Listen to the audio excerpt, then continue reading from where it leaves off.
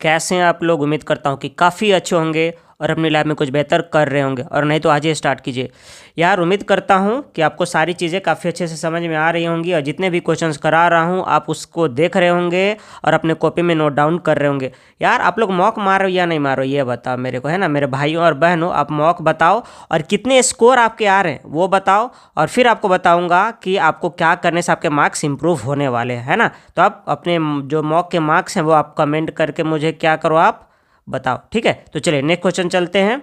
और आगे क्वेश्चन चलने से पहले अगर आपने सब्सक्राइब नहीं किया है मेरे भाइयों और बहनों तो प्लीज़ सब्सक्राइब कर लीजिए, क्योंकि अच्छी अच्छी चीज़ें लाता रहूँगा मैं यहाँ पे, है ना। तो क्वेश्चन शुरू करते हैं हम लोग आज की, ठीक है। तो क्वेश्चन क्या करा हमारा, भारत में, है ना, जो सुप्रीम कोर्ट होता है उसमें जो जजेस होते हैं चीफ जस्टिस को लेकर के, यानी मुख्य न्यायाधीश को लेकर के जो जजों की संख्या वो कितनी है ना। तो the strength of the sanctioned जजेस of the Supreme Court of India including chief justice is. तो सिंपल सी बात है, आपको याद होगा कि 33 + 1 होता है, यानी जिसमें क्या होते हैं, जो 33 होते हैं ये तो जस्टिस होते हैं, ये, है ना, न्यायाधीश होते हैं हमारे, और एक क्या होते हैं, मुख्य न्यायाधीश होते हैं। क्या होते हैं, मुख्य न्यायाधीश होते हैं, यानी कि चीफ जस्टिस होते हैं, चीफ जस्टिस। तो आपको आंसर क्या हो जाएगा यहाँ पे, 34 हो जाएगा। अब बात करते हैं हमारा जो सुप्रीम कोर्ट था, सुप्रीम कोर्ट का गठन कब हुआ था, है ना। गठन कब हुआ था, एस्टैब्लिश्ड कब हुआ था,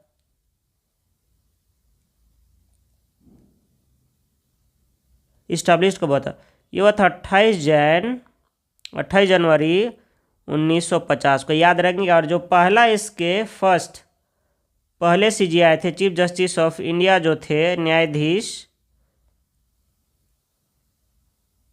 ये कौन थे, एच जे हीरालाल जे कानिया, है ना। आप लोग ये याद रखेंगे।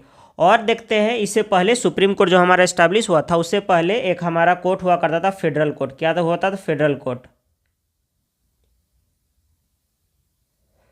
कोर्ट हुआ करता था। क्या हुआ, फेडरल कोर्ट, जिसको संघीय न्यायालय बोलते हैं। आप लोग क्या बोलते हैं भाई लोग, हम लोग संघीय न्यायालय बोलते हैं मेरी बहन लोग, है ना। आप लोग याद रखेंगे। ये कब एस्टैब्लिश हुआ था, ये एस्टैब्लिश हुआ था आपका 1937 में हुआ था।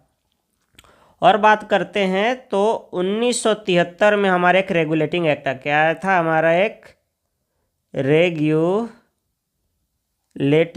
एक्ट आया था, जिसको रेगुलेटिंग एक्ट ऑफ 1973 के नाम से आप लोग जानते हैं। इसमें क्या किया गया था, कंपनी को रेगुलेट करने का कोशिश किया गया था। जो ईस्ट इंडिया कंपनी है ना, वो मनमाने तरीके से काम करते, उस पर लगाम लगाने के लिए, क्या लगाने के लिए, लगाम लगाने के लिए, लगाम लगाने मतलब उसको रेगुलेट करने का कोशिश किया गया था, है ना।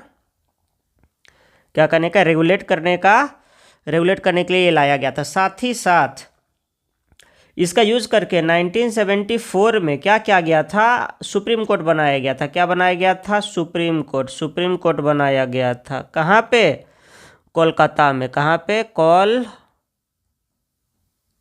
में, है ना। और जिसके जो जजेस थे भाई वो 3+1 के फॉर्म में थे, जस्टिस, है ना। जिसमें क्या थे, ये थे जस्टिस, थे सिर्फ जस्टिस, है ना। और एक जो थे वो क्या थे, चीफ जस्टिस। और उनका नाम क्या था, एलिजा एम्पे। क्या नाम था उसका, एलिजा एम्पे। आप लोग इतना याद रखेंगे। नेक्स्ट क्वेश्चन पे चलते हैं भाई लोग, है ना। चलो, तो क्वेश्चन है कि 2022 में भारत का दूसरा चीफ ऑफ डिफेंस स्टाफ, जिसको हम लोग क्या बोलते हैं शॉर्ट में, CDS, किनको चुना गया था, ठीक है। तो भाई हम लोगों को याद होगा अनिल चौहान सर जो हैं उनको चुना गया था। क्यों चुना गया था, क्योंकि एक हमारे फर्स्ट जो CDS थे, चीफ ऑफ डिफेंस स्टाफ जिनको CDS बोलते हैं, वो थे हमारे लेट, है ना। उनका नाम क्या था यार, याद नहीं आ रहा है। अनिल चौहान तो ये हो गए, अरे बिपिन रावत। क्या नाम था, बिपिन रावत, हेलीकॉप्टर क्रैश में इनका डेथ हो गया था, हेलीकॉप्टर है ना, हेलीकॉप्टर क्रैश में इनका क्या हो गया था, डेथ हो गया था। ठीक है, तो फर्स्ट सीडीएस कौन थे भाई, हमारे बिपिन जो रावत सर थे ये थे, और इनके प्लेस पे सेकेंड सीडीएस किनको बनाया गया, अनिल चौहान को बनाया गया। और क्योंकि इनका डेथ हमारा हेलीकॉप्टर क्रैश के कारण हो गया था। और ये सीडीएस का पोस्ट है ना, जो सीडीएस का चीफ ऑफ डिफेंस स्टाफ जिनको बोलते हैं, सीडीएस का जो पोस्ट आया था वो इंट्रोड्यूस कब हुआ था, इंट्रोड्यूस हुआ था 2019 में। इतना आप लोग याद रखेंगे। अब सीडीएस होता कौन है भाई, सीडीएस तो तीनों जो हमारे आर्म फोर्सेस है ना, आर्म फोर्सेस कौन सा, आर्मी, नेवी और एक तो एयरफोर्स, उसका क्या होता है, ये तीनों का हेड होता है ना, तीनों का हेड होता है, तीनों का हेड है ना। तो ये चीज़ आप याद रखेंगे। इससे रिलेटेड आगे चलते हैं। हमारा क्वेश्चन है कौन सा कथन भारतीय साक्ष्य संहिता के बारे में सत्य है। तो भाई ये क्वेश्चन बहुत बार आ चुका है यार, मतलब इतना बार आ चुका है कि आपको क्या ही कहने हैं। तो सोच लो आपके एमटीएस और जीडी में यहाँ से क्वेश्चन आने के चांसेज 100% है। कोई बिलीव करे या ना करे भाई, मैं इतना श्योरिटी के साथ बोल सकता हूँ कि जितना करा रहा हूँ इससे बाहर क्वेश्चन नहीं आने वाले हैं, इन टॉपिक से बाहर क्वेश्चन नहीं आने वाले हैं। ठीक है, तो ये डिजिटल एविडेंस को क्या करता है, जब प्राइमरी एविडेंस के लिए ये सहमति दे दिया जाता है, यहाँ पे कंसेंट दे दिया गया था, तो हमारा आंसर ये हो जाएगा। एक्स्ट्रा का ये तो नहीं होगा और ये नहीं होगा। अब बात करते हैं हमारा ये जो भारतीय साक्ष्य नियम BSA, भारतीय साक्ष्य अधिनियम जो है ये किसका प्लेस लेता है हमारा, ये लेता है हमारा पुराना भारतीय साक्ष्य अधिनियम 1872 का स्थान लेता है, का प्लेस ये क्या करता है, स्थान लेता है। आप लोग याद रहे, ये अंग्रेजों का टाइम का था, इसलिए इसको क्या किया गया, चेंज कर दिया गया ना। इसी से रिलेटेड एक है हमारा BNS है ना, भारतीय न्याय संहिता। ये भी क्या था हमारा, जो पुराना हमारा भारतीय न्याय संहिता है जिसको IPC बोलते हैं हम लोग है ना, पुराने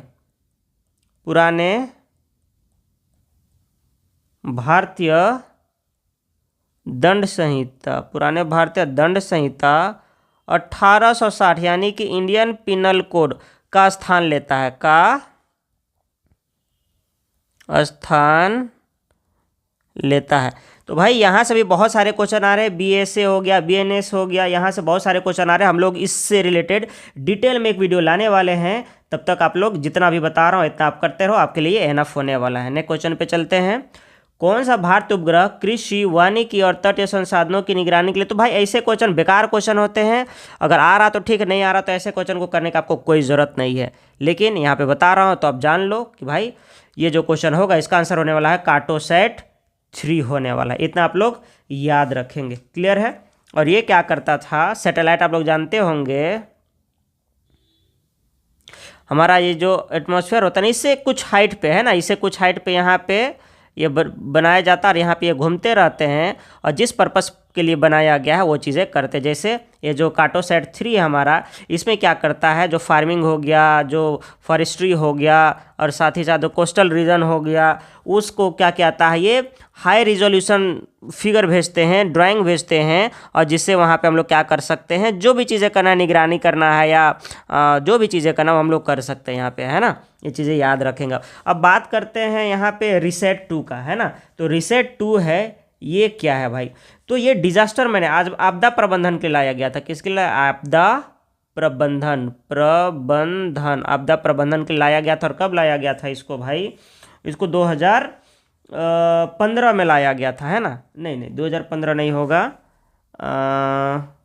छोड़ो इसको। आपदा प्रबंधन बोले तो यहाँ पे डिजास्टर मैनेजमेंट के लिए लाया था, डिजास्टर मैनेजमेंट के लिए। साथ ही साथ जो बॉर्डर सिक्योरिटी है उसके लिए इसको लगाया था, बॉर्डर सिक्योरिटी के लिए बोले तो यहाँ पे सीमा की निगरानी के लिए, सीमा की निगरानी के लिए, मतलब बहुत सारे घुसपैठे हमारे देश में घुस जाते हैं ना, इसके लिए लगाया गया था। ठीक है, ये चीज़ याद रखेंगे आप लोग। और बात करते हैं यहाँ पे, तो GSAT 2 है ना, ये GSAT 6 ये कम्युनिकेशन के लिए लाया गया था। किसके लिए लाया गया था? कम्युनिकेशन के लिए। कम्युनिकेशन के लिए लाया गया था। रिनसेट 4 भी इसको भी कम्युनिकेशन के लिए लाया गया था, है ना, कम्युनिकेशन के लिए लाया गया था। तो इतना चीज़ आप लोग याद रखेंगे, बाकी कोई भी चीज़ याद रखने का जरूरत नहीं है। तो नेक्स्ट क्वेश्चन पे चलते हैं हम लोग।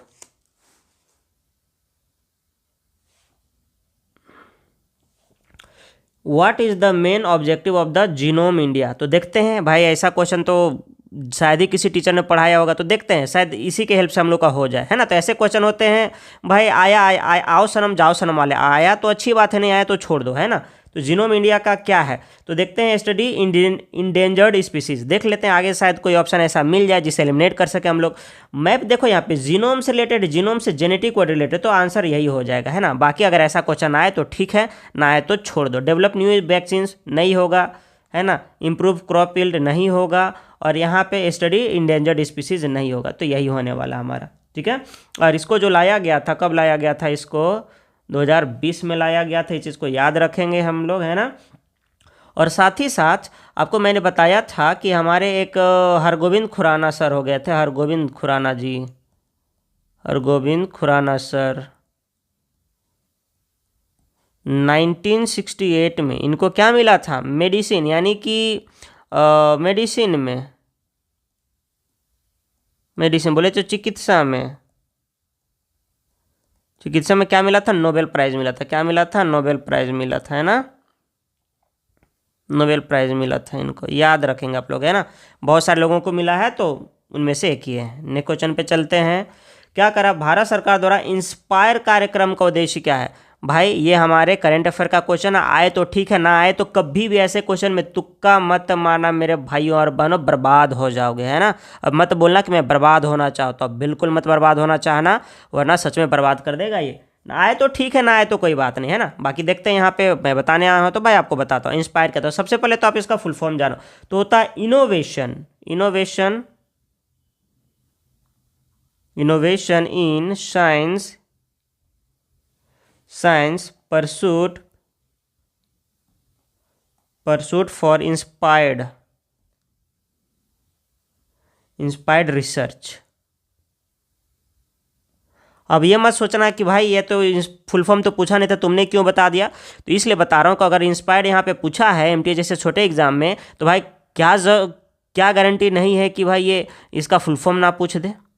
इसलिए जो भी चीज़ें बता रहा हूँ भाई, एग्ज़ाम 2 बार क्लियर किया है मैंने इस एग्ज़ाम को, है ना, तो मुझे पता है कि ये लोग क्या पूछ सकते हैं, इनकी औकात क्या है। सो ठीक है, इसलिए जो बता रहा हूँ बिलीव करो एक बड़े भाई की तरह, एक छोटे भाई की तरह, और जो बता रहा हूँ ना पढ़ लो, एनालिसिस कर लो, कॉपी बना लो, तुम्हारा सिलेक्शन कोई नहीं रोकने वाला है, गारंटी के साथ मैं बोल रहा हूँ, समझे ना। बाकी कौन क्या देखता है नहीं देखता मुझे नहीं पता, लेकिन जो भी लोग इस वीडियो को देख रहे हैं और थोड़ा भी इसे सीख रहे हैं एनालिसिस करने का तरीका ना भाई, उनको बहुत ज़्यादा फ़ायदा मिलने वाला है, ये मेरी गारंटी है। इतने तो मैं कह सकता हूँ कि 10 साल से पढ़ा रहा हूँ भाई, 10 साल से पढ़ा रहा हूँ, आज का नहीं पढ़ा रहा हूँ। यूट्यूब पर आज 10 दिन हो रहे पढ़ाते हुए, लेकिन 10 साल से आज पढ़ा रहा हूँ, तो मुझे है पता कि ये लोग क्या पूछ सकते हैं और क्या नहीं पूछ सकते, कौन सी चीज़ इंपॉर्टेंट है और कौन सी चीज़ इंपॉर्टेंट नहीं है, है ना। तो इंस्पायर का फुल फॉर्म क्या हो जाएगा? Innovation in science pursuit for inspired research, ठीक है, यानी कि साइंस रिलेटेड होगा। तो देखते हैं क्या डेवलप न्यूक्लियर रिएक्टर का बात कर रहा है क्या? नहीं बात कर रहा है। एडवांस स्पेस टेक्नोलॉजी का बात कर रहा है? नहीं कर रहा है। स्ट्रेंथ साइबर सिक्योरिटी नहीं कर रहा, तो क्या हो जाएगा? प्रमोट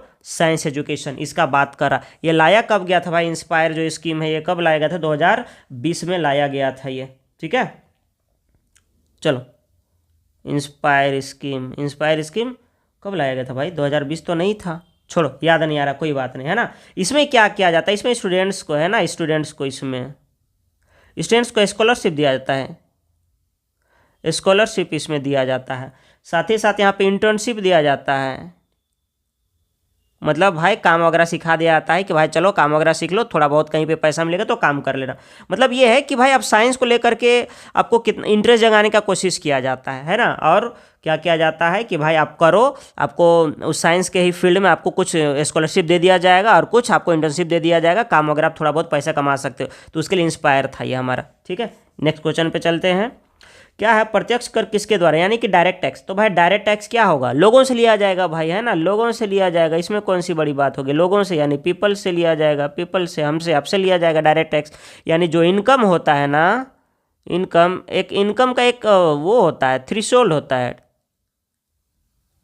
ठीक है। मतलब भाई आप इतना कमाओगे, एक फिक्स इनकम होगा, उसके बाद आपसे क्या किया जाएगा, फिक्स इनकम के बाद में आपसे बोला जाएगा कि भाई आप क्या करो, पैसा लाओ, है ना, पैसा खाओ पियो पैसा, गाना सुने होगे ना, बस वही चीज़ है। तो ये क्या है, इंडिविजुअल एंड कंपनीज। तो भाई ये कंपनीज क्यों जोड़ा गया, ठीक है। इंपोर्टर से क्यों लेगा भाई, कंज्यूमर से नहीं लेता, कंज्यूमर से तो जीएसटी वगैरह लेते हैं, और ये ट्रेडर्स नहीं होगा। तो भाई यहाँ पे कोई भी ऑप्शन नहीं है, ठीक है। तो एसएससी ने इसे चैलेंज कर दिया था, खुद से ही, स्वयं, है ना, स्वयं से खुद से ही कर दिया था, इतना याद रखेंगे आप लोग, ठीक है। तो नेक्स्ट क्वेश्चन चलते, तो लोगों के द्वारा लिया जाता है, ये चीज़ आप लोग क्या करेंगे, याद रखेंगे। नेक्स्ट क्वेश्चन चलते हैं भाई लोग, क्या ease of doing business, ease of doing, देखो EODB, EODB, अगर इसका फुल फॉर्म पूछ देगा तो क्या करो, तो याद रखो भाई, ease of doing business, ease of doing business, है ना। आप लोगों को लग रहा हो कि यार क्या आलतू फालतू चीज़ें बता रहे हो, तो भाई बता रहा हूँ, एसएससी MTS में इसी तरह के क्वेश्चन, एक क्वेश्चन में FRBM आएगा कहीं पे, FRBM, है ना, FRBM एक एक्ट आया था 2003 में, ठीक है। तो भाई वो अगर FRBM एक्ट पूछा तो समझ में आ रहा, भाई FRBM का फुल फॉर्म पूछ लिया था, है ना, FRBM का फुल फॉर्म पूछ लिया था, financial responsibility business management act जिसको बोलते हैं, है ना।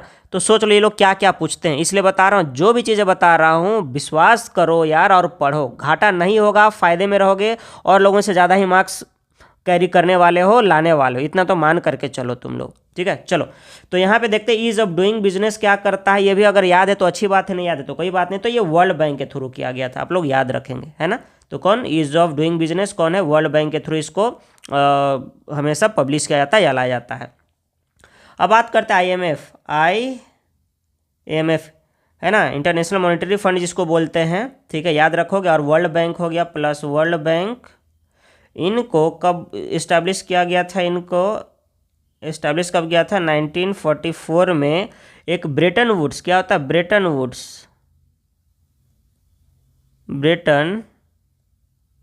वुड्स का सम्मेलन हुआ था, बोले तो कॉन्फ्रेंस हुआ था। वहाँ पे क्या बोला गया कि भाई हम लोग दो गो आइडेंटिटीज़ बनाएंगे, दो गो एंटिटीज़ बनाएंगे, क्या बनाएंगे, IMF इंटरनेशनल मॉनेटरी फंड बनाएंगे, और वर्ल्ड बैंक बनाएंगे, हम लोग क्या बनाएंगे, वर्ल्ड बैंक बनाएंगे। ये 1944 में बात हुआ था, ब्रेटन वुड्स के कॉन्फ्रेंस में हुआ था, और तब जाकर के दोनों को क्या किया गया था, 1945 में, है ना, 1945 में इनको बनाया गया। ये चीज़ आप लोग याद रखोगे, क्लियर है। चलो अब बात करते हैं वर्ल्ड ट्रेड ऑर्गेनाइजेशन, 1995 में इसको क्या किया गया था, वर्ल्ड ट्रेड ऑर्गेनाइजेशन को बनाया गया था। और जेनेवा, है ना, जेनेवा, स्विट्जरलैंड का जेनेवा में क्या है, इसका हेड क्वार्टर है, याद रखोगे भाई लोग। बहुत गंदा हो गया बट कोई बात नहीं, आप लोग को समझ में आ जाएगा, आप लोग देख रहे हो, ना समझ में तो उसे आप लिख लो, ठीक है। चलो तो नेक्स्ट पेज पे चलते हैं, इसी से एक और हमारा है यहाँ पे, है ना, साफ से लिख दूँ क्या, चलो लिख देता हूँ यहाँ पे, है ना, IMF प्लस वर्ल्ड बैंक, है ना, वर्ल्ड बैंक, इनको ब्रेटन वुड्स, है ना,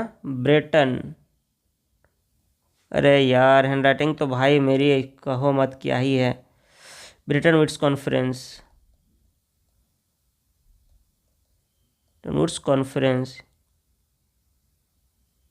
कॉन्फ्रेंस में इसको इस्टेब्लिश करने का, स्थापित, है ना, इस्टेब्लिश करने का बात चला था, इस्टेब्लिश करने का बात चला, है ना, कब भाई, 1944 में। बट एक्चुअल इस्टेब्लिश कब हुआ, इस्टेब्लिश कब हो गया, ये एब्लाइज हो गया 1945 में, याद रखेंगे। एक और आता है हमारा वर्ल्ड हैप्पीनेस इंडेक्स, है ना, world happiness index,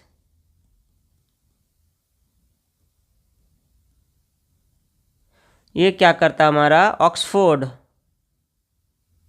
Oxford research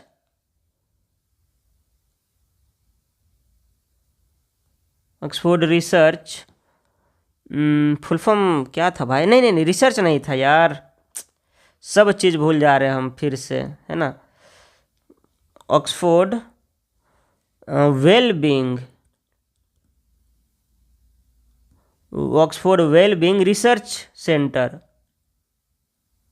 research centre ये क्या करता है? पब्लिश करता है, याद रखेंगे, है ना। तो वर्ल्ड हैप्पीनेस इंडेक्स कौन करता है? ऑक्सफोर्ड वेलबींग रिसर्च सेंटर के थ्रू इसको क्या किया जाता है? पब्लिश किया जाता है। नेक्स्ट क्वेश्चन पे चलते हैं। हमारा क्वेश्चन क्या है यहाँ पे कि भारत में कौन सी झील उल्का पिंड के प्रभाव से यानी कि मेटियोराइट के गिरने से वो बना था? तो अगर आप लोग को याद हो तो अच्छी बात है, ना याद हो तो ऐसे क्वेश्चन को मत माना। इसका सिंपल सा है, पीवाईक्यू में बहुत बार आया हुआ है, जो टीसीएस लेते थे उसमें आया हुआ है। ये लोनार लेक है ना, क्या होगा? ये लोनार लेक हमारा जो है महाराष्ट्र में है। ये जिसका इसका कलर भी चेंज होता रहता है, कलर इसका चेंज होता है ना, कलर चेंज होता, पता नहीं क्या क्या प्रॉपर्टी है भाई, भगवान जाने। वुलर लेक ये है टेक्टोनिक इवेंट्स के बना हुआ कारण है, टेक्टोनिक इवेंट से बना लेक है ये, याद रखेंगे। और साथ ही साथ एशिया, और ये हमारे इंडिया का क्या है भाई? India's largest fresh water lake है। फ्रेश वाटर लेक मतलब मीठे पानी की सबसे बड़ी झील, भारत की मीठे पानी की सबसे बड़ी झील है। इस चीज़ को आप लोग याद रखेंगे ना। वेम्बनाड लेक ये कहाँ है? ये केरल में है, ठीक है। और ये क्या है? ये ब्रैकिश वाटर होता है, इसमें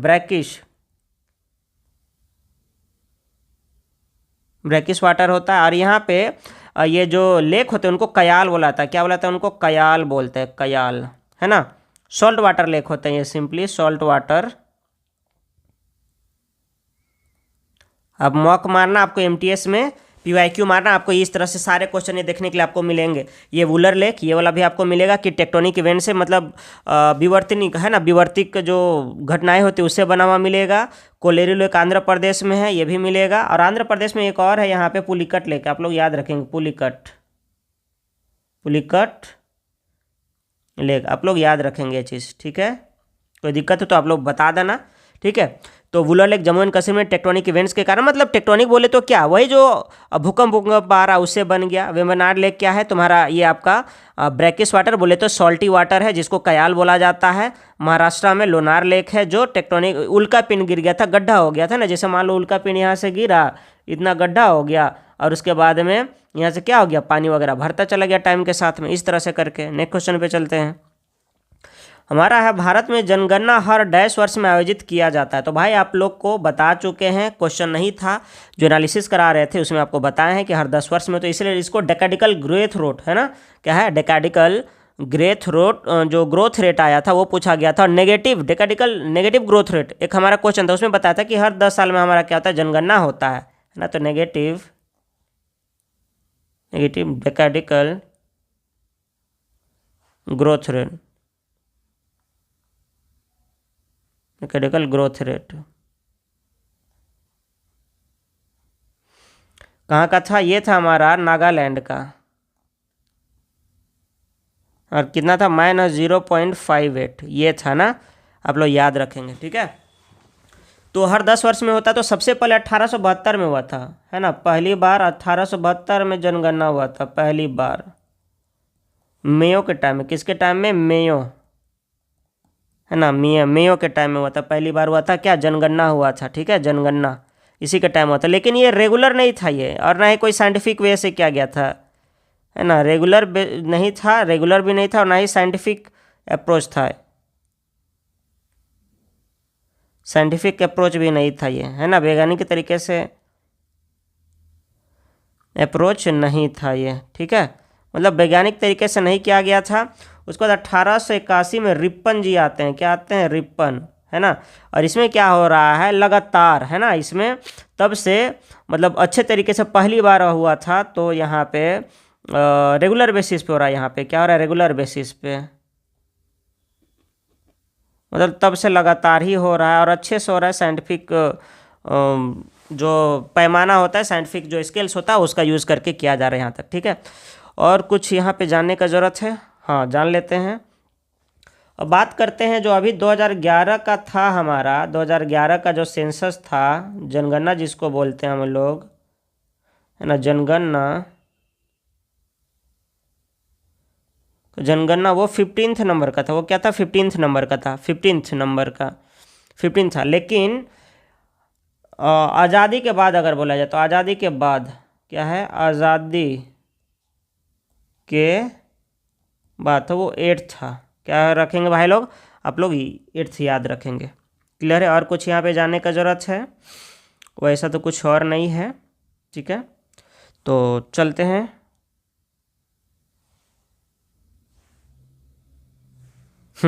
हमारा क्वेश्चन क्या है अब? Which state in India has the lowest population density, है ना।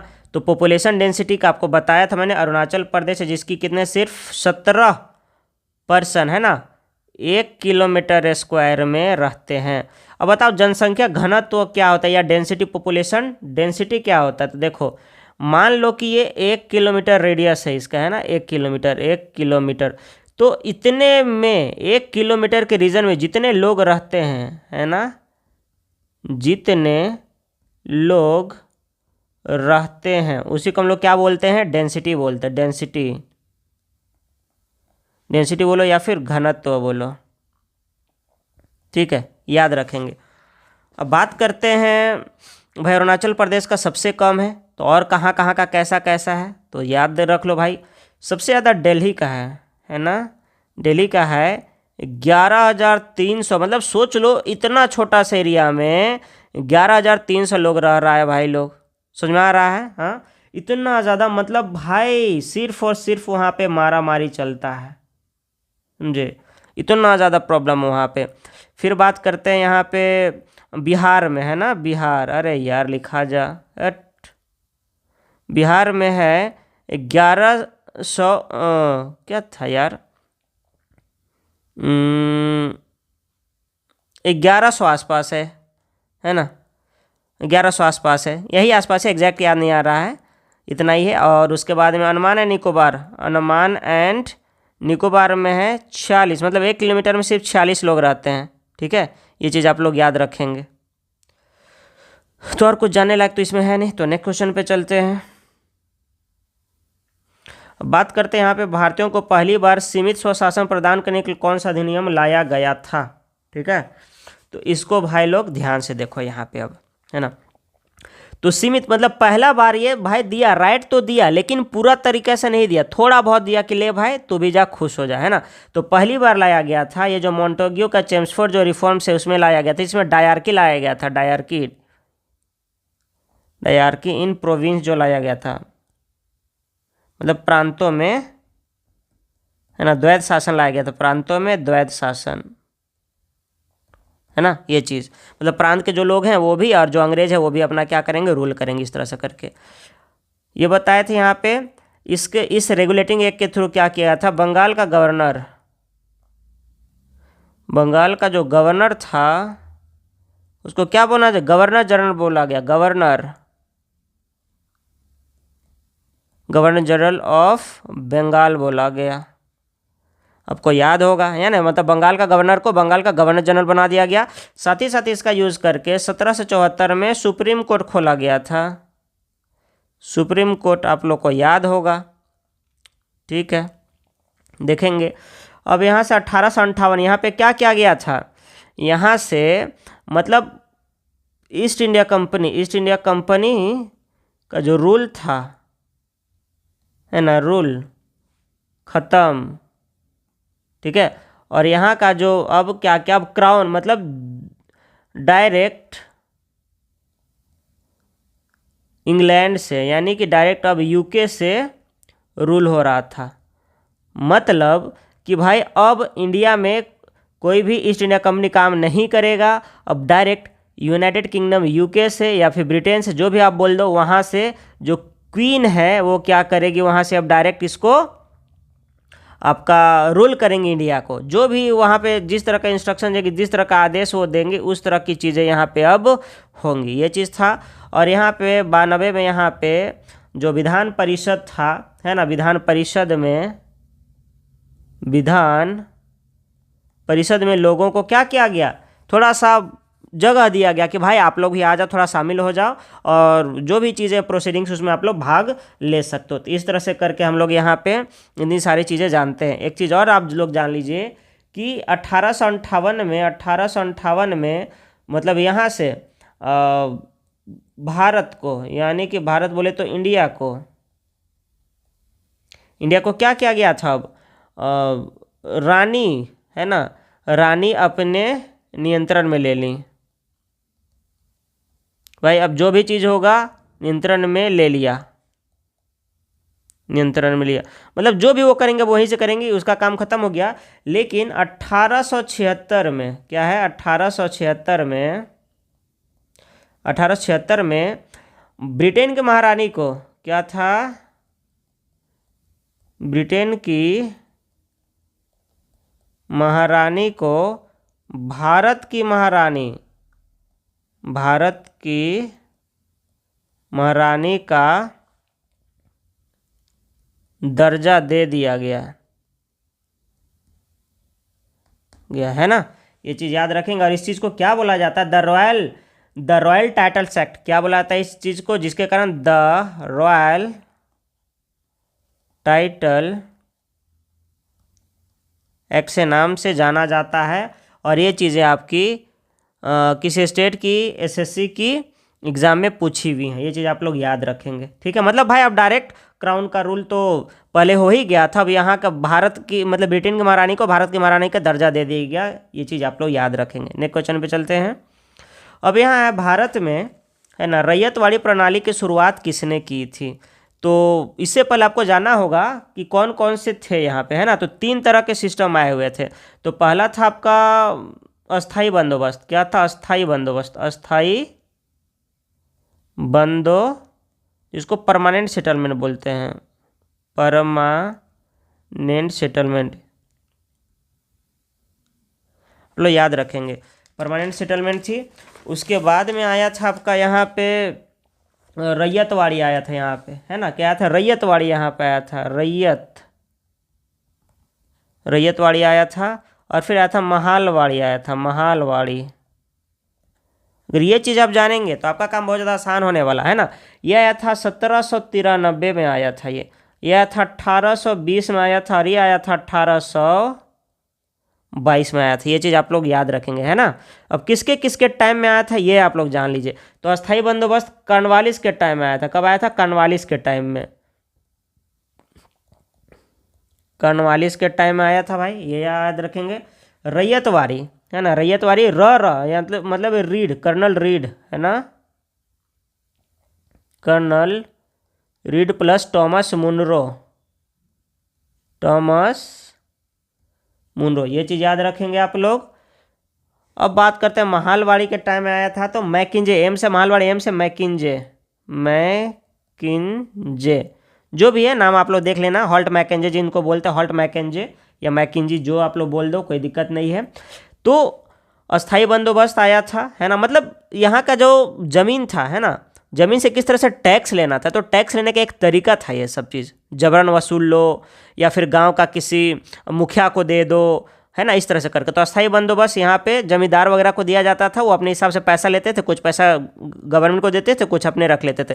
उसके बाद डायरेक्ट यहाँ पे डील किया गया कि रैयतवाड़ी मतलब डायरेक्ट किसान से यहाँ पे डील किया जाएगा कि भाई किसान भाई तुम ही दे दो, है ना। तो इसमें भी कुछ दिक्कत आया। उसके बाद में और सुधार किया गया, तो महालवाड़ी लाया। महालवाड़ी का मतलब होता है गाँव, है ना, किसानों को जहाँ उसको महाल बोलते हैं, तो वहाँ से डायरेक्ट लिया गया। तो इस तरह से करके अस्थाई बंदोबस्त 1793 में कॉर्नवालिस के टाइम पे आया था। रैयतवाड़ी जो आया था कर्नल रीड और टॉमस मुनरो के टाइम में आया था, 1820 में आया था। और महालवाड़ी जो आया था हॉल्ट मैकेंजे के टाइम में आया था, 1822 में आया था। और इसी में थोड़ा सा और सुधार किया गया था, तो 1830 आसपास में, 33 में ये बेंटिक के टाइम इसमें सुधार गया था, विलियम बेंटिक के टाइम में, तो ये चीज़ें याद रखेंगे। यहाँ से एमटीएस हमेशा क्वेश्चन पूछता है, चाहे एमटीएच हो, चाहे सीजीएल हो, चाहे जीडी हो, यहाँ से क्वेश्चन पूछना ही पूछना, आप लोग याद रखेंगे। ठीक है, अब यहाँ से कुछ चीज़ें आप लोग जान लो कि भाई जो रैयतवाड़ी था, है ना, रैयतवाड़ी मत बोलो, ये परमानेंट सिस्टम है, अस्थाई बंदोबस्त। अरे यार, अस्थाई बंदोबस्त, है ना। उसके बाद में था रैयतवाड़ी,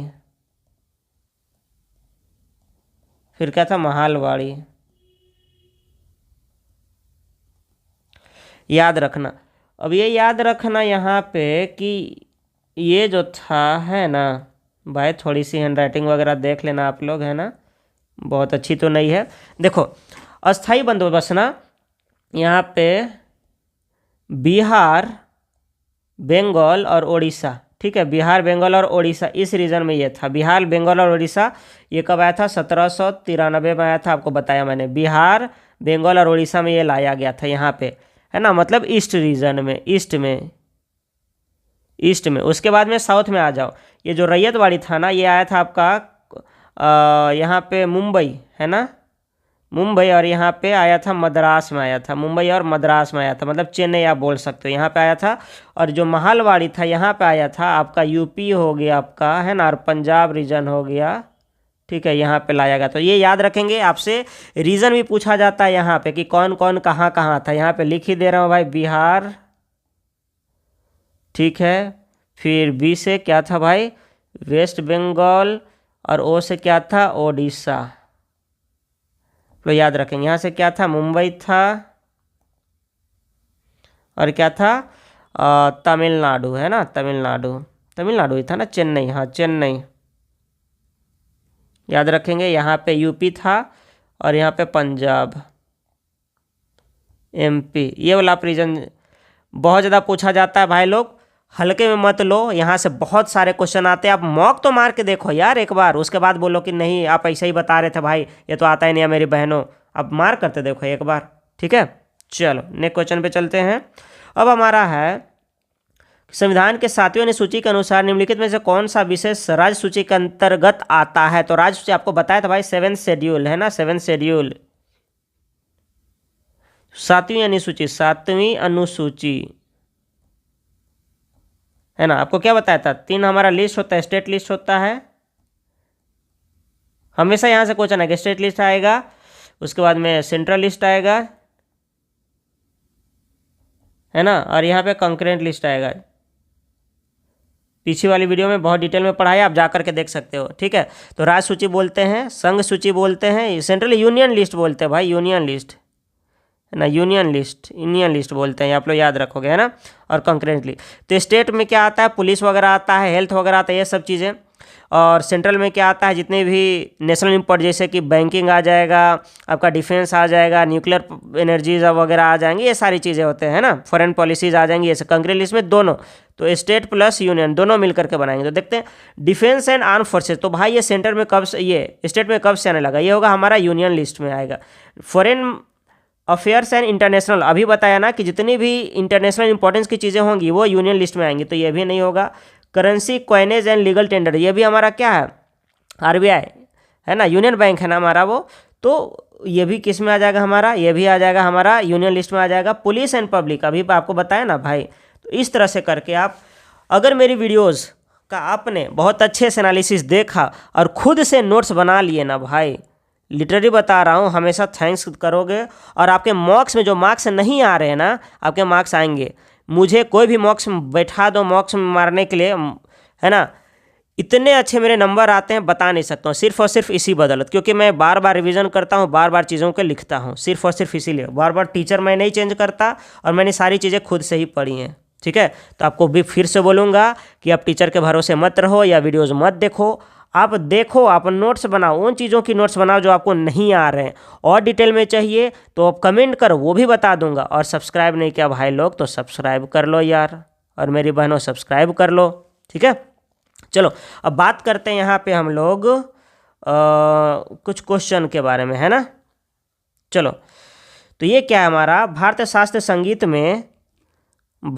संगीत में मूल स्वरों को डैश कहा जाता। तो ये भी क्वेश्चन आने वाला क्वेश्चन नहीं है, तो आए तो ठीक है, ना आए तो ना मारो भाई, ठीक है, तो ये स्वरस हो जाएगा। क्या हो जाएगा? ये स्वरस हो जाएगा हमारा। ठीक है, चलो। तो क्लासिकल म्यूजिक को हम लोग जानते हैं भाई 2 पार्ट में बांटा गया है। एक को कर्नाटक संगीत बोलते हैं, बार बार बताते हैं क्योंकि आपको भाई याद रखना पड़ेगा, कर्नाटक संगीत। और दूसरा हो जाएगा हिंदुस्तानी संगीत, है ना, हिंदुस्तानी संगीत, है ना। मेरे इंग्लिश मीडियम वालों भाइयों, आप लोग तो जान ही रहे हो, कोई बहुत बड़ा इशू नहीं है। ठीक है, और इसमें कुछ जानने का जरूरत है क्या? कोई दिक्कत नहीं। नेक्स्ट क्वेश्चन पे चलते हैं। अब आता है the God of small things, है ना। क्या है? The God of small things जो है, आपको मैंने पहले ही बताया किसके द्वारा लिखा गया भाई? अरुंधति रॉय के द्वारा लिखा गया है ना। बुकर पुरस्कार भले यहाँ दे या ना दे, वैसे तो जीता था 1997 में भाई। आपको पहले ही बताया कि मेरे सीट में आया हुआ है ये क्वेश्चन। तो ये कौन था भाई? हमारा अनीता, जो अरुंधति रॉय है ना, कौन है ये?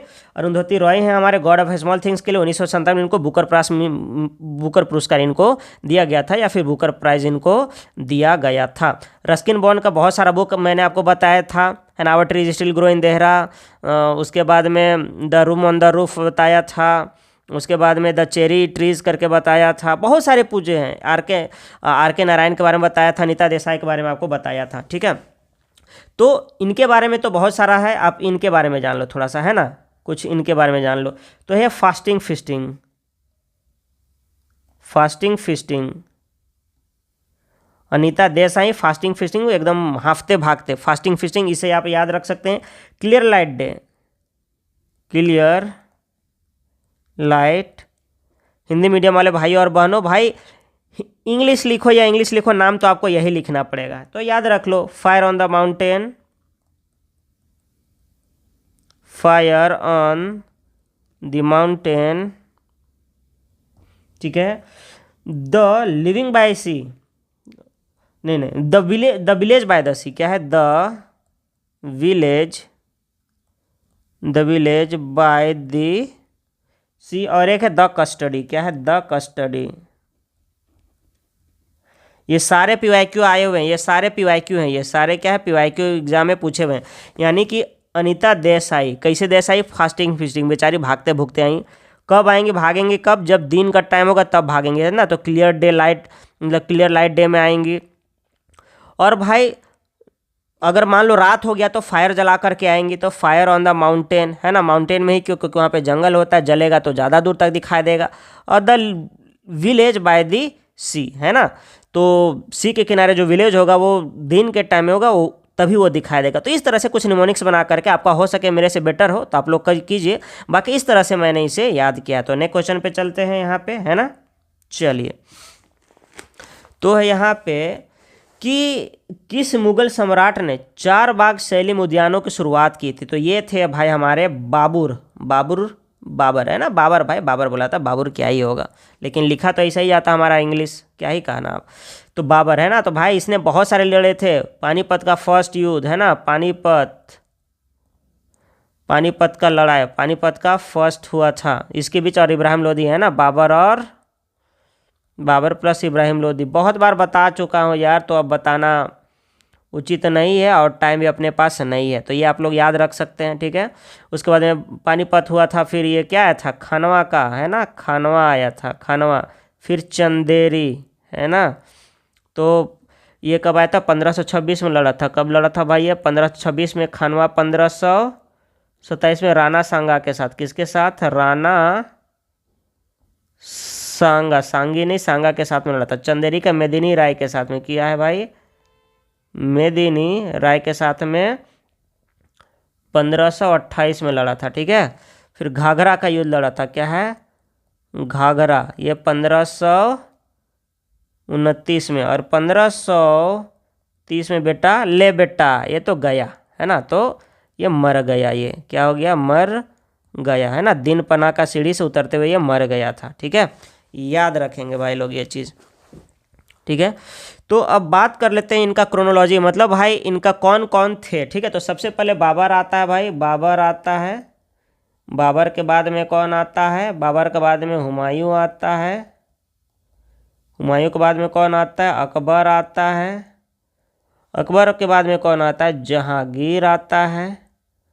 भाई लो, जहांगीर के बाद में कौन आता है? शाहजहां आता है। शाहजहाँ के बाद में कौन आता है? औरंगजेब आता है। और भी लोग हैं, लेकिन इतना क्रोनोलॉजी ऑर्डर आप याद रखोगे तो आपसे क्वेश्चन बन जाएगा। बाबर कब आया था भाई? 1526 में आया था, 30 में चल बसा। 1530 में आया था, 40 में ये भाग गया, और फिर से 1555 से 1556 में ये रहा था।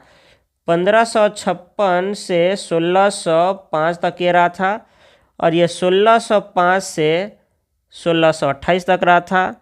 1628 से 1628 से 1657 तक रहा था भाई लोग, और ये 1658 से ये रहा था, है ना, 1707 तक। तो ये चीज़ आप लोग याद रखेंगे, ठीक है, क्योंकि क्रोनोलॉजी से बहुत बार क्वेश्चन पूछा जाता है, इनका कालक्रम से बहुत बार क्वेश्चन पूछ लिया जाता है, ठीक है। अब बात करते हैं दिल्ली सल्तनत में कौन कौन था, है ना। दिल्ली सल्तनत में दिल्ली, यहाँ से क्वेश्चन बहुत बार पूछा हुआ है। आप लोग एक बार मॉक तो मारो यार, मॉक में नंबर, अब जितने भी मॉक्स में आपके नंबर आ रहे हैं आप बताओ, है ना, कहाँ पे कट रहे हैं, नहीं कट रहे हैं। आप मॉक का आप स्कोर अपना आप क्या करो, आज कमेंट करना आप लोग, देखता हूँ कि आप लोग कितने सीरियसली पढ़ाई कर रहे हैं। और जो नए लोग हैं भाई, वो लोग भी इस वीडियो को देखो और सारी चीज़ों को नोट करो, क्योंकि आप कितना भी सिलेबस आप पढ़ लोगे, आप आ करके क्वेश्चन फिर से सॉल्व आप नहीं करोगे तो आपका पीवाईक्यू ही आपका काम आना। दिल्ली सल्तनत में कौन कौन से थे? तो गुलाम खिलजी तुगलक सैयद, तो गुलाम खिलजी तुगलक सैयद लोधी। तो 1 2 3 4 5, है ना। गुलाम को क्या बोलते हैं? इसको स्लेव डायनेस्टी आप लोग बोलते हैं, इंग्लिश वाले स्लेव डायनेस्टी, ठीक है। तो ये गुलाम खिलजी तुगलक सैयद लोधी, ये सीक्वेंस में पूछा जाता है कि उनका सीक्वेंस क्या था, ठीक है। नेक्स्ट क्वेश्चन पे चलते हैं। अब हमारा है यहाँ पे, भारत में हॉकी में अपना पहला ओलंपिक स्वर्ण, बताओ यार। ये क्वेश्चन जब पूछा भी नहीं था तब मैंने आपको एनालिसिस करवा दिया था। तो पहला 1928 में, क्या है 1928 में, ये क्या था? एम्स्टर्डम में, क्या है? एम्स्टर्डम में है, मतलब नीदरलैंड का राजधानी है ये, नीदरलैंड की राजधानी में हुई थी ये, है ना।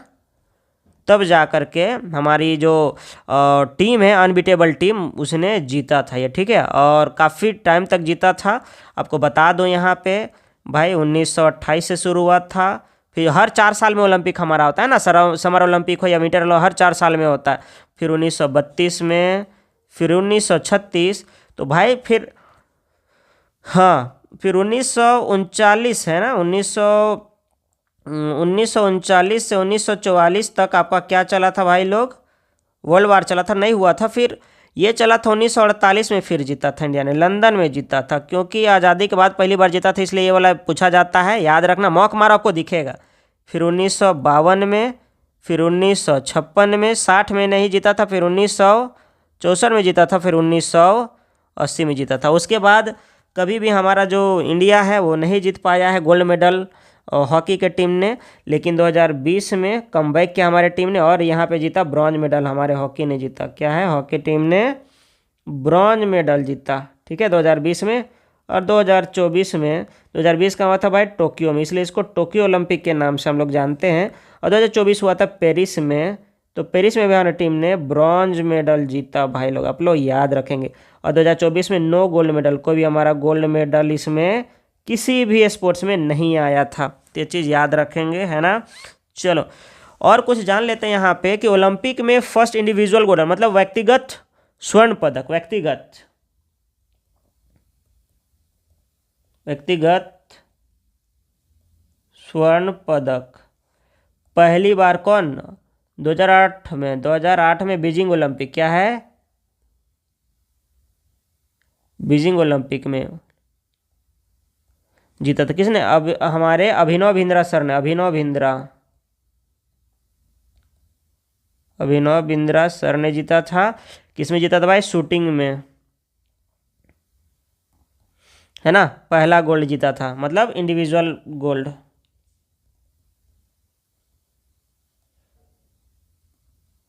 आप लोग याद रखेंगे इस चीज़ को, ठीक है। और उसके बाद में 2020 में क्या हुआ था हमारा, ये नीरज भाई ने क्या किया, हमारा जेवलिन में, जेवलिन थ्रो क्या जीता, गोल्ड जीता। मतलब टोटल हमारे पास टोटल गोल्ड अगर पूछा जाए तो 8+2 यानी कि टोटल 10 ही गोल्ड अब तक है हमारे ओलंपिक में। मतलब सोचो यार, इतनी बार हो चुकी है और सिर्फ और सिर्फ 10 हमारे पास गोल्ड है, 10 ही गोल्ड है हमारे पास।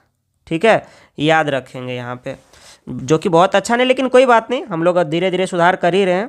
तो नेक्स्ट क्वेश्चन पे चलते हैं।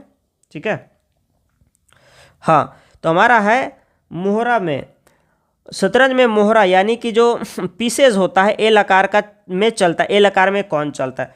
तो इससे पहले आप लोग जानो कि कौन कौन से वो होते हैं हमारे। ठीक है, कौन कौन से पीस होते हैं या फिर कौन कौन से मोहरे होते हैं। तो याद रखोगे आप लोग, किंग, किंग होगा, क्वीन होगा, नाइट, नाइट होगा, बिशप और पॉन और एक रुक, रुक।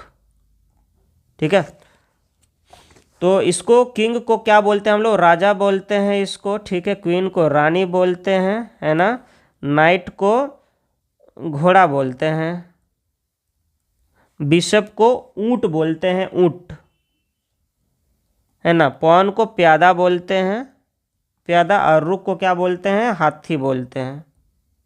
इतना याद रखोगे।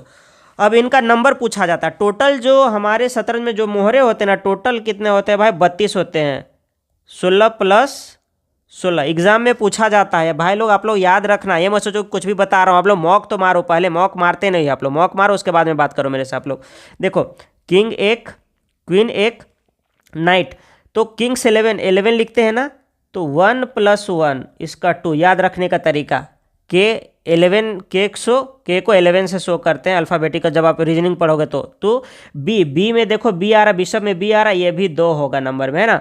पॉन, पॉन होता है, पी होता है, 16 को इंडिकेट करता है हमारा रीजनिंग में, तो ये हो जाएगा 16 का 8 करो, 16 का हाफ करो, 8 हो जाएगा, तो पॉन हमारे 8 होते हैं। रुक, रुक में देखो डबल ओ 2, तो 2 हो जाएगा। इस तरह से देखो 2 2 4 2 6 2 8 और 2 16, यानी कि एक मेंबर के पास में, एक मेंबर के पास में 16 इस तरह से करके क्या होते हैं, मोहरे होते हैं, या फिर 16 इस तरह से करके क्या होते हैं, पीसेज होते हैं। और 16 और 16 तब जा करके 32 पीसेज बनते हैं। इनका नंबर क्या होता है नहीं होता एग्जाम में पूछा जाता है, और उनका नाम भी पूछा जाता है, इसलिए याद रखना, हल्के में मत लो, है ना। जितने भी लोग हल्के में ले रहे हैं भाई, आप लोग पछताने वाले हो, इतना तो गारंटी दे सकता हूँ, है ना। अब बात करते एल शेप में कौन चलता है, तो एल शेप में हमारा चलता है यहाँ पे नाइट चलता है एल शेप में हमारा। ठीक है, कौन चलता है, नाइट चलता है। तो नाइट हमारा क्या हो गया यहाँ पे, ये हो गया। अब बात करते हैं इसे कुछ चेस से रिलेटेड कुछ हमारे वर्ड्स होते हैं, चेस से रिलेटेड, चेस, गैम्बिट, गैम्बिट हो जाएगा, और कैसलिंग, है ना, कैसलिंग याद रखना आप लोग। ठीक है, तो गैम्बिट हो जाएगा, गैम्बिट, गैम्बिट हो जाएगा, और कैसलिंग जैसे वर्ड हमारे कहाँ देखने के लिए मिलेंगे आपको, चेस में आपको देखने के लिए मिलेंगे। हाँ, साथ ही साथ ये जो चेस होता है ना, चेस होता है वो स्क्वायर बॉक्स होता है, वो ब्लैक और वाइट में होता है। ये भी कितना होता है, 64। तो 64 में 32 ब्लैक होता है और 32 वाइट होता है। इतना चीज़ आप लोग याद रखेंगे, यहाँ से आपका काफ़ी क्वेश्चन बन जाएगा। ठीक है, नेक्स्ट क्वेश्चन पे चलते हैं। अब हमारा क्वेश्चन है यहाँ पे कि कौन से 2 ब्रिक्स देश संयुक्त राष्ट्र सुरक्षा परिषद का स्थायी सदस्य हैं। अस्थायी सदस्य तो जान लोगे बाबू लोग, लेकिन उससे पहले जानो तो कौन कौन सा अस्थायी सदस्य होते हैं। तो परमानेंट मेंबर, जिनको क्या बोलते हैं, परमानेंट मेंबर, परमानेंट मेंबर। तो देखो भाई, याद रखने का तरीका है ना, 5 कंट्री हैं। तो दुनिया में कुछ भी कांड होता है, चाइना सबसे आगे होता है, चाइना। यूएसए कैसे पीछे रह जाएगा, रशिया कैसे पीछे रह जाएगा, तो ये सब हो जाएगा। अब बात कर लो भाई, पूरा दुनिया को गुलाम बनाने वाला यूनाइटेड किंगडम, ये कैसे पीछे रह जाएगा। तो चाइना, यूएसए, रशिया, यूके, ये तो 4 लोग हो गए। एक और कंट्री है ना, एक कंट्री है, उसका नाम है फ्रांस। ठीक है, उसका नाम है फ्रांस। ये चीज़ आप लोग याद रखेंगे। तो China, USA, Russia, UK, France. अब लोग मॉक मारो, आपको मॉक में भी ये क्वेश्चन आपको मिलेगा, PYQs में, है ना, याद रखना। तो ये सारे देश हमारे परमानेंट मेंबर है, मतलब इनके पास वीटो पावर होता है। इनके पास क्या होता है? वीटो। अगर कुछ भी चेंजेस ला रहा है आपका यूनाइटेड नेशंस, है ना, तो क्या करेगा ये लोग? अगर वीटो यूज़ कर लिया तो कभी हो ही नहीं पाएगा। हमारा इंडिया इसका पार्ट नहीं है, क्योंकि जब भी जाता है तो चाइना अपना वीटो का यूज़ कर देता है और हमारा काम वहीं पे ख़त्म हो जाता है। ये चीज़ याद रखेंगे। अब बताओ यहाँ पर अस्थायी सदस्य कौन कौन से? बताओ। रशिया का नाम आया लेकिन ब्राज़ील नहीं है, ये भी नहीं होगा। इंडिया और चाइना, भाई चाइना तो है लेकिन इंडिया नहीं, ये भी नहीं होगा। अब बताओ चाइना और रशिया, बिल्कुल भाई ये होगा। साउथ अफ्रीका नहीं है, ना चाइना है, तो हमारा किस्मत फूटी किस्मत। तो ये चीज़ हो जाएगा, आप लोग याद रखेंगे। आपको कुछ और चीज़ बताते हैं। इसका जो ऑफिशियल लैंग्वेज है ना, ऑफिशियल 6 ऑफिशियल लैंग्वेज है, 6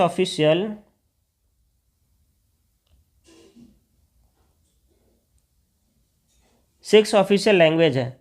आप याद रखेंगे, यहाँ से बहुत बार क्वेश्चन पूछा जाता है, आपको भी एग्जाम में देखने के लिए मिलेगा, मुझे ये लग रहा है। तो देखो, चाइना था ना, आपको ये भी याद रखा होना, चाइना था, ठीक है, रशिया था, ठीक है, यूके था, ठीक है, यूएसए था, इतना है ना। और ठीक है, तो चाइना होगा तो चाइनीज़ लैंग्वेज तो होना बनता है भाई लोग। याद करवाने का तरीका होता है, रशिया होगा तो रशियन लैंग्वेज होना बनता है, क्योंकि ये लोगों को इंग्लिश और हिंदी समझ में नहीं आती हैं। यूके होगा तो इंग्लिश होना तो बनता है, ठीक है। तो हमारा यूएसए भी इसी इंग्लिश में लपेटा जाएगा। तो ये कितना हो गया? ये हो गया हमारा 3 हो गया। अब फ्रांस था तो फ्रेंच होना बनता है, ठीक है। तो 1 2 3 4 और 2 भाई देख लो यहाँ पे।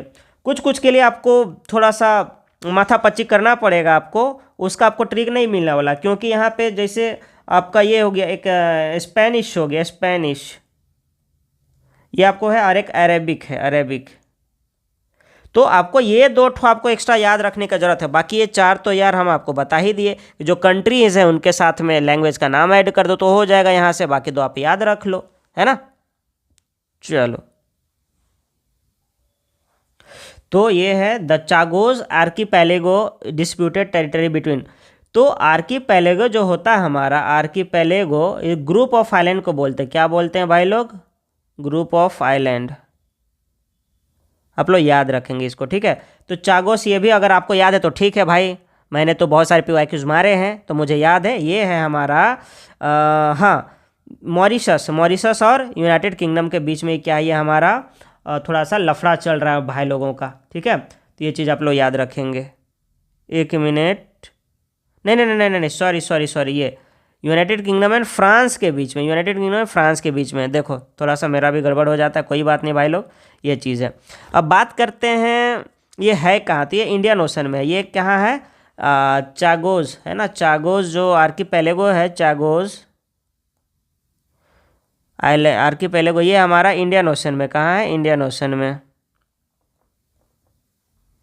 अब पूछा जाता है इंडियन ओशन कितने नंबर का लार्जेस्ट है, तो आप पैसा से याद रखोगे, पैसा, है ना, पैसा से याद रखोगे, PAISA, है ना। पी से पैसिफिक ओशन, पैसिफिक ओशन, है ना, जिसको प्रशांत महासागर बोलते हैं। सबसे बड़ा यही है, प्रशांत महासागर, सबसे बड़ा ये है, पहला नंबर में ये आता है। दूसरा नंबर में कौन है? इंक्रीजिंग, है ना, इनका साइज, या largest to smaller, larger to smaller, हमेशा पूछा जाता है MTS में, तो कई बार पूछा हुआ है। ये से होता है Atlantic ocean, Atlantic ocean, Atlantic ocean, है ना, अटलांटिक ओशन,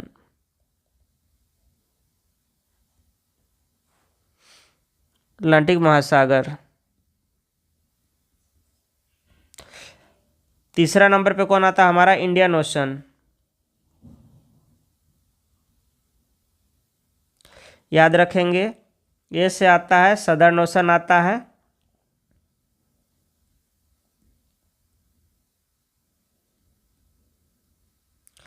ठीक है, और ए से आता है आर्कटिक ओशन, आर्कटिक ओशन।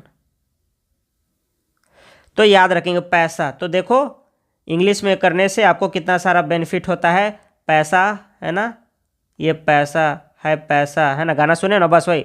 तो ये जो है साइज, ठीक है। साइज के अकॉर्डिंग क्या है, लार्जेस्ट टू स्मॉलर। पैसा पैसिफिक ओशन सबसे बड़ा, उससे छोटा अटलांटिक ओशन, उससे छोटा इंडियन ओशन, उससे छोटा सदर्न ओशन और सबसे छोटा आर्कटिक ओशन। तो इस तरह से आप लोग याद रखेंगे। नेक्स्ट क्वेश्चन पे चलते हैं भाई लोग। क्षोभ मंडल क्या है भाई, क्षोभ मंडल बताया था सबसे लोवेस्ट क्या है, सबसे लोवेस्ट लोवेस्ट क्या होता है, ये रीजन होता है हमारा कहाँ का, एटमॉस्फेयर का। आप लोग याद रखेंगे। रीजन ऑफ मिक्सचर भी इसी को बोलते हैं। वायुमंडल की सबसे ऊंची नहीं होता भाई द लोवेस्ट, बिल्कुल द लोवेस्ट लेयर। तो सोचो भाई, आपको जो मैंने बताया था, ट्रोपोस्फेयर बताया था, स्ट्रेटोस्फेयर बताया था, मेसोस्फेयर बताया था, है ना। सबसे पहले ट्रोपोस्फेयर बताया था, स्ट्रेटोस्फेयर बताया था, मेसोस्फेयर बताया था, है ना, आयनोस्फेयर बताया था, फिर एक्सोस्फेयर बताया था। तो बताओ वहाँ पे आप याद रखते तो हो जाता है ये क्वेश्चन आपका। इसलिए बोल रहा हूँ, आप लोग देखो, इतने सारे क्वेश्चन आपके बनेंगे ना।